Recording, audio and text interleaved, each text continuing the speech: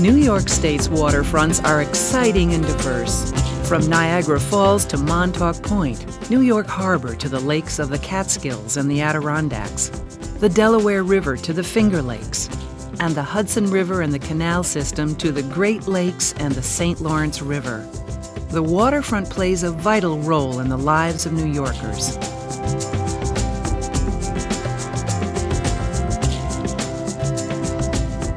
90% of the state's population and a wide variety of economic activities are concentrated in the communities along its waterfronts, from the largest cities to the smallest hamlets.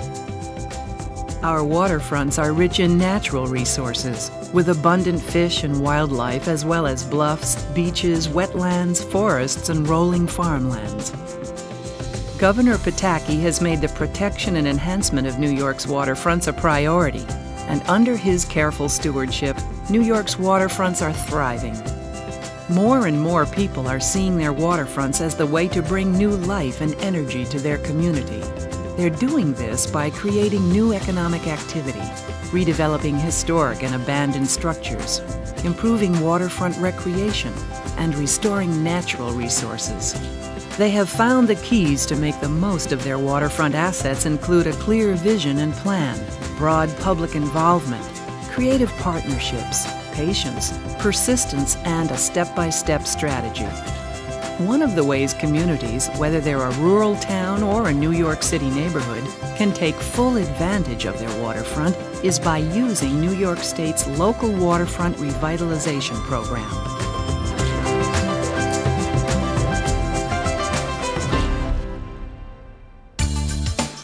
As the western gateway to the Erie Canal, the cities of Tonawanda and North Tonawanda were once a bustling shipping and industrial center. Reversing decades of decline, the cities are using their LWRPs to realize their shared vision of becoming a tourist destination. A key component in the success of their revitalization has been continued community involvement and the participation of business leaders. I think that people here were ready for something to happen. They had suffered after urban renewal had taken down a lot of the buildings in our community and nothing went up. And people were really ready, although they weren't optimistic, but they were ready to see something happen. We, I think, all tied into a larger vision and could really visualize this place being something very beautiful. And I think that we've accomplished our task. Taking it one step at a time, the Tonawandas are implementing their projects as funding permits, but always keeping in mind their shared vision of making the waterfront a special place for the community and visitors alike.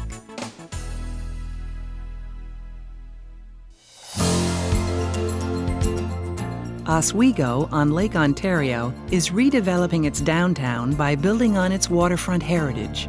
Guided by its LWRP, the city has worked aggressively and creatively to convert neglected areas into a thriving mix of community parks, marinas, and waterfront walkways.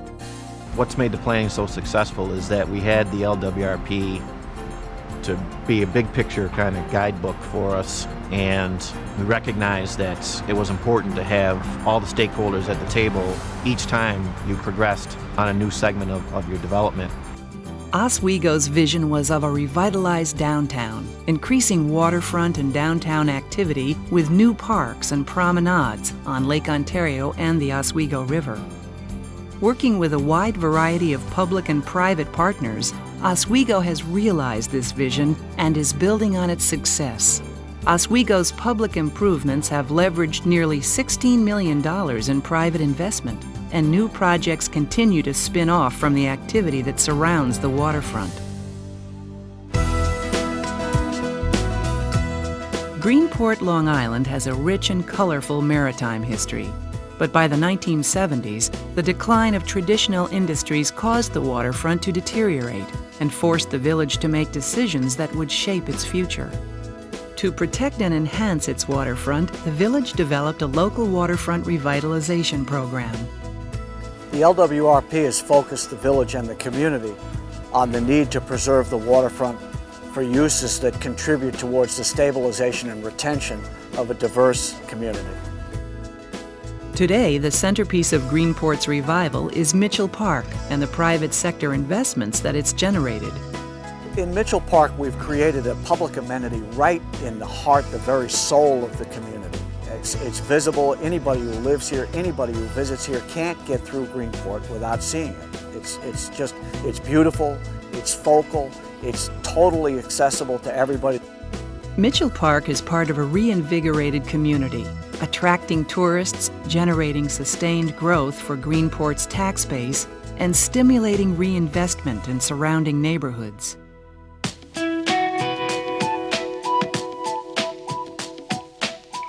In New York City, the waterfront is receiving more attention than it's ever had. Neighborhoods throughout the city have gone from thinking of the waterfront as off-limits to realizing that the city's waterways are New York's last great open space. New parks are being created, with the waterfront becoming a magnet for people. And new development is recognizing the attraction and the value of the waterfront. Partnerships are being developed to connect these attractions in a citywide greenway and to add new community parks in places like 125th Street in Harlem and Sunset Park in Brooklyn. In Harlem, the community has taken the lead with a fresh approach to intense development speculation on the Hudson River at 125th Street, and they are now promoting their redevelopment vision. What was different this time was that instead of just opposing a particular plan, the community also came together. Our organization got some resources and we were able to think together and vision together and dream together about what a plan could be, so that into the vacuum, when we say no to something, we could actually place a vision. The community's vision is of a waterfront park set in a vibrant neighborhood. It's a vision the community hopes will be realized soon. In Brooklyn's Sunset Park, residents and neighborhood groups have come together to promote the development of a waterfront park in a heavily industrialized area. Community groups can make the difference. Governments have embraced their vision and are working to transform the vacant Bush terminal and its decaying piers into an exciting waterfront destination.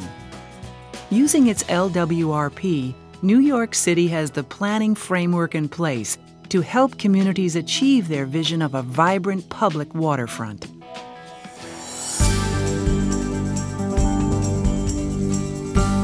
Communities on Lake Champlain are realizing their visions to make the most of their waterfronts. A community that is embarking upon a planning program needs to have some sense of where they want to go, where they would like to be in the future. It needs to make a statement of what they want that future to be. Essex is using its LWRP to protect its small-town character and make the most of its attractive lakefront location. The town is addressing seasonal pressures such as increased ferry traffic, tourism, and conflicts among recreational users of the lake that are affecting quality of life in this historic hamlet. With no planning staff, the task of completing the LWRP fell to a few committed individuals.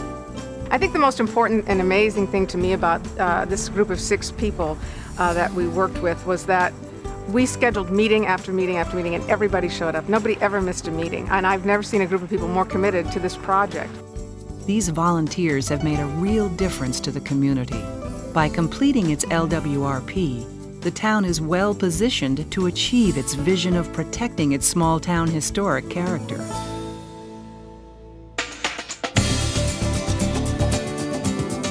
Building on strong community involvement and successful public-private partnerships, the City of Kingston is using their LWRP to create a thriving downtown entertainment district. What you are seeing now is a transformation. You're seeing folks invest, you're seeing restaurants pop up all over the place, and great food, great dining down here on the Rondout on the waterfront. You're seeing marinas expand, you're seeing public access really take off, and what you're really starting to see is a rebirth of our waterfront. It's a renaissance in progress that's taken Kingston's waterfront a long way from the boarded up and forgotten place it once was. Kingston continues to build on its progress, and further enhancements are planned along the Rondout Creek. Kingston's success shows other communities how they might revitalize their own forgotten waterfronts. I think what's made it so successful is the fact that we had the foresight to plan, and developers and those individuals that want to invest money like the fact that our community has a vision and they know what direction we're going, and that's forward, and we're very excited about it. More and more people are realizing that their waterfronts are a catalyst that can bring new life and energy to their entire community. By developing and implementing a local waterfront revitalization program, these communities are making the most of what their waterfronts have to offer. It starts by recognizing that the waterfront belongs to the community. Get your community involved and sustain its interest. Develop a clearly defined vision for your waterfront's future. Identify and develop partnerships with all who can contribute to the vision: community volunteers, the private sector, not-for-profits, and government agencies. Establish a strategy to get it done and set priorities. Take it one step at a time and stay focused on your vision. Patience and persistence pay off. The communities shown have achieved success by following these simple steps. New York State's local waterfront revitalization program can help your community achieve similar success.